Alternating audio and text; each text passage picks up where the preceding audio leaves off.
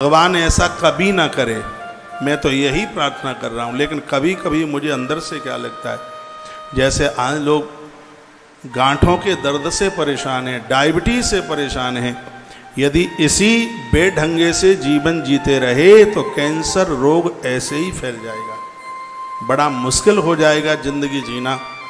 माताएं कौन सी तम्बाकू खाती हैं, माताएं कौन सी शराब पीती हैं। देखा जा रहा है कि माताओं के मध्य में भी बहुत ज़्यादा ये रोग पनप रहा है। ऐसे सावधान रहिए, बिना हल्दी की सब्जी मत खाइए, मेरी प्रार्थना है आपसे।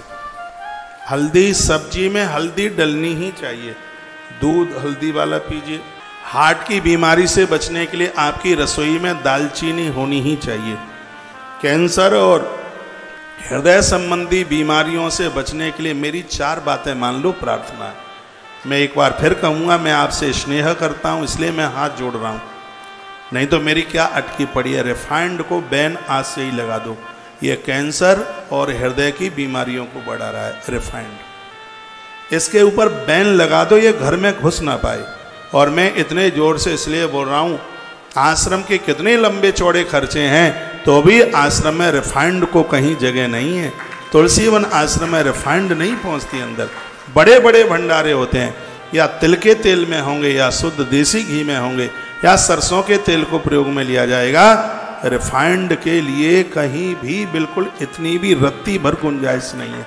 चाहे गाड़ियों से चौड़ाई पर भंडारा हो और चाहे आश्रम का भंडारा हो, लेकिन रिफाइंड को जगह नहीं है। यदि आप स्वस्थ रहना चाहते हैं, इन असाध्य भयानक बीमारियों से बचना चाहते हैं, तो अपने घर की देहली चौखट मत देखने देना, ये रिफाइंड अंदर प्रवेश ना करे। आप मेरी बहुत बात मानते हैं, प्लीज़ मेरी ये भी बात मान लीजिए। मैं आयुर्वेद के ग्रंथ पढ़ता हूँ, वो जानकारी आपके बीच में रख रहा हूँ। भले ही वो कितने भी ब्रांडेड का बाप चल करके आ जाए, रिफाइंड तो रिफाइंड ही है, इसको घर में प्रवेश मत होने देना। अब रिफाइंड के व्यापारी बेचने वाले बैठे होंगे, उनका ये और आफत आ गई है, ले रिफाइंड पर रोक लगा दी। रिफाइंड की जगह पर और चीज़ें बेचो ना, खूब बेचो, और चीज़ें बेचो, और कई तरह के ऑयल हैं, तेल हैं, उन्हें बेचिए, रिफाइंड पर ब्रेक। और एक दूसरा है आयोडीन नमक। आयोडीन नमक का आप इस्तेमाल करते हैं तो उतना ही जितना कि सब्जी में डालकर आपने इसको पकाया है। यह ऊपर से जो बुरका बुरकी आपको चलती है, नमक कम पड़ जाता है, जो ऊपर से आप डालते हैं पॉइजन डाल रहे हैं, जहर डाल रहे हैं आप। सेंधा नमक डालिए आप अपनी रसोई में, महंगा तो आएगा, डायबिटीज से आपकी सुरक्षा करेगा। और ऐसी तमाम बीमारियां हैं। जब घर में आप फर्श पर पोंछा लगाते हैं तो बाल्टी में थोड़ा सा आप सेंधा नमक डालिए और उससे आप पोंछा लगाइए।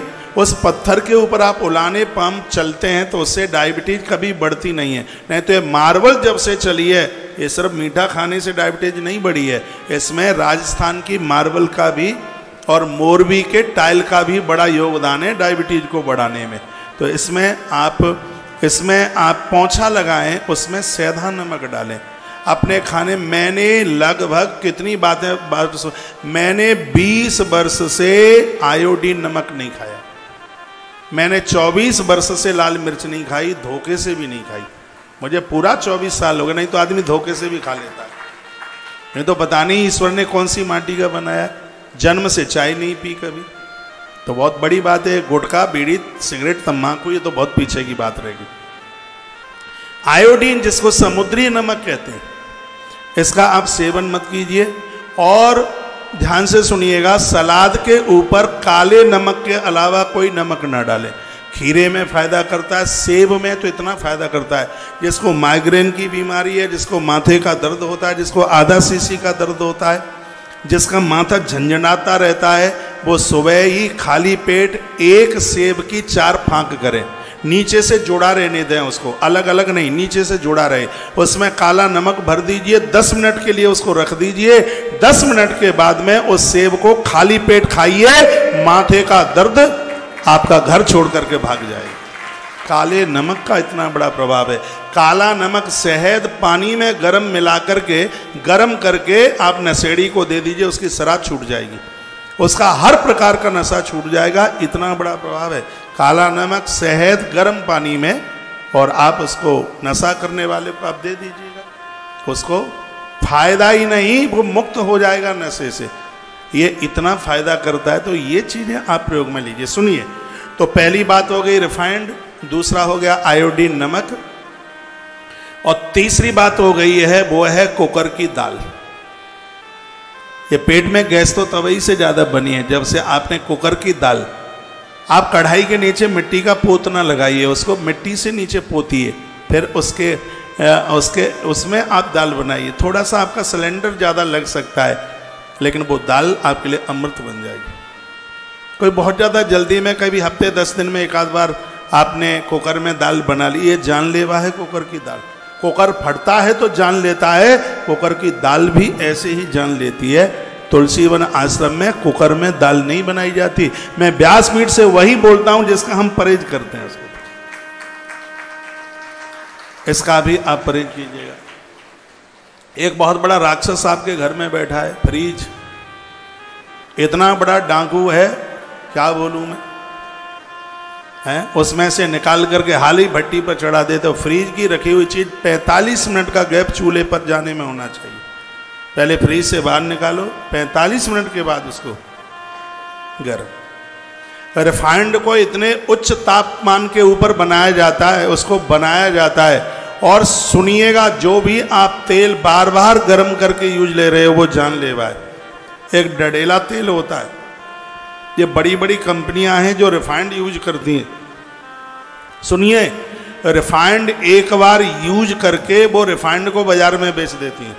चौराहे पर जो भल्ले बन रहे हैं, टिकियाएं बन रही हैं, ये वही रिफाइंड का जिसको डडेला बोलते हैं, जला हुआ। आपने कहीं रिफाइंड यूज भी किए, कोई तेल आप यूज करते हैं उतना ही कढ़ाई में डालिए कि उसको दोबारा आपको यूज प्रयोग में ना करना पड़े। इसलिए चौराहे पर खड़े होकर के, कल मैं कहाँ जा रहा था, परसों की बात है, वहाँ जा रहा था गौशाला। देखा कि सुबह ही सुबह चटोरी जीव ना धोए ना नहाए, वो चल रही थी पूड़ियाँ चौराहे पर।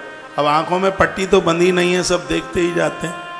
तो ऐसी लाइन, एक ठेली वाले के पास तो ऐसी लंबी लाइन लगी थी, वो कचौड़ी की लाइन लगी हुई होगी। गाड़ी मेरी बगल से खड़ी हुई, मैंने निगाह हल्की सी डाली, मुझे लगा कि डडेला के अलावा उसमें कुछ भी नहीं था कढ़ाई में। तो ऐसी चीज़ों से बचिए, अपने स्वास्थ्य का ध्यान रखिए। तो जो चीज़ें आप, ठंडा पानी बहुत ज़्यादा आप पीते हैं, ये आपकी बॉडी के लिए बहुत ज़्यादा हार्मफुल, बहुत ज़्यादा हानिकारक है। और एक चीनी का प्रयोग बहुत कम कीजिए, ना के बराबर। खांड लीजिए, बूरा लीजिए, मिश्री लीजिए। यदि आप चीनी भी लेते हैं तो उसकी मात्रा बहुत कम कीजिए। इसको बनाने का ढंग ठीक नहीं, इसमें केमिकल बहुत डाले जाते हैं जो हमारी और तुम्हारी आंतों को बिल्कुल पनियाँ ढार करके रख दे, गला करके रख दे। इस चीनी को लेकर के ही तो कैल्शियम की कमी हो रही है। वही चीनी चाय में डालकर आप खूब पीते हैं, कैल्शियम की कमी हो रही है, घुटने दुख रहे हैं, परेशानी हो रही है, ज़मीन पर बैठ नहीं पा रहे हैं, चाहते हैं तो भी नहीं बैठ पा रहे हैं। तो ये कुछ डाकू रसोई में बैठे हैं, इनको धीमे धीमे बाहर कीजिए और थोड़ा सा परिवर्तन कर लीजिए।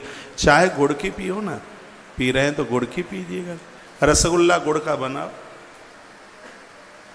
मैं आपके घर में रुका हूँ भैया, मेरे दूध में चीनी नहीं डाली जाती, मुझे बरसों हो गए इसको छोड़े। मेरी रिपोर्ट 100% सही है। इतनी कथा करके, इतनी मेहनत करके और आदमी स्वस्थ बना रहे तो भगवान की तो कृपा है ही, लेकिन मेरा एक जीवन जीने का ढंग भी है इसमें।